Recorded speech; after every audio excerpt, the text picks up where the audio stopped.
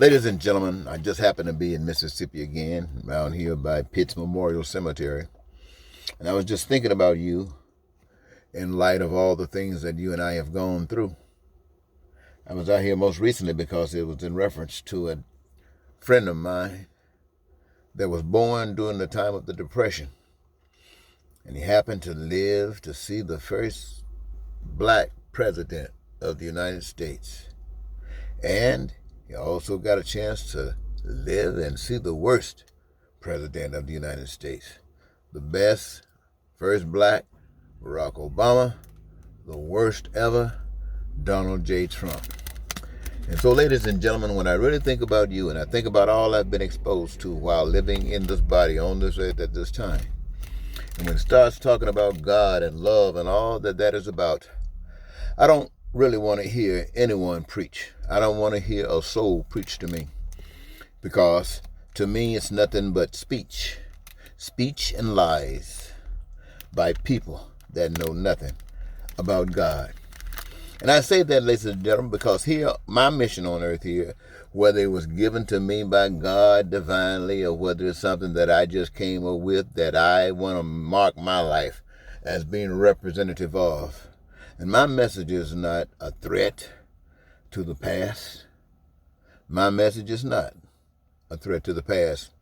It is a reality in which time, and I mean time, has called. It is time, my ladies, my friends. It is time for peace.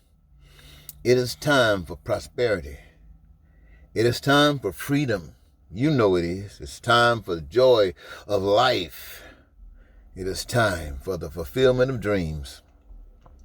Now, that path to life, my friends, I want you to know, is God. It is the source of all power. And I say this so that I can advise you just through what I'm saying, and what I try to represent in my own life is that we should stop listening to other people, stop listening to other organizations when it comes down to being a wonderful person, and let the power of God live in you that you understand.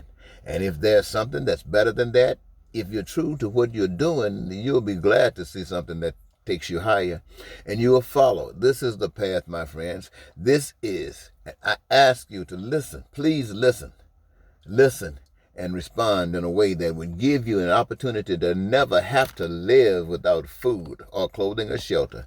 Never, ever having to worry about a lack of education being accessible. That you'll never have to worry about health care. Will be there from the womb to the tomb.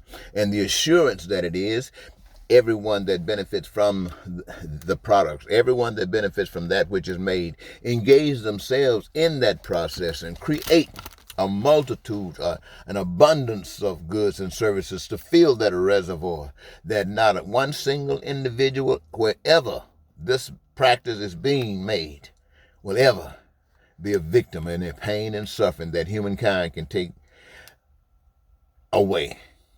And so, ladies and gentlemen, that's my message for you today. I want to thank you for giving me this your time. It's truly been a pleasure.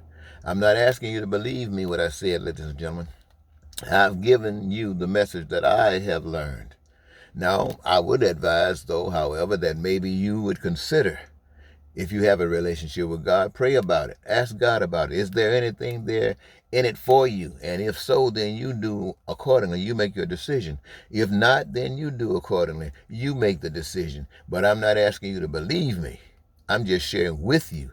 And you do with it what you may. I know what I would that you would do, that you would walk this path of life so that every human being in America, and after the world sees America's light that's shining like a sun in the sky, then the human race, the human population could possibly change. That is my wish. But until then, thank you so very much for your time.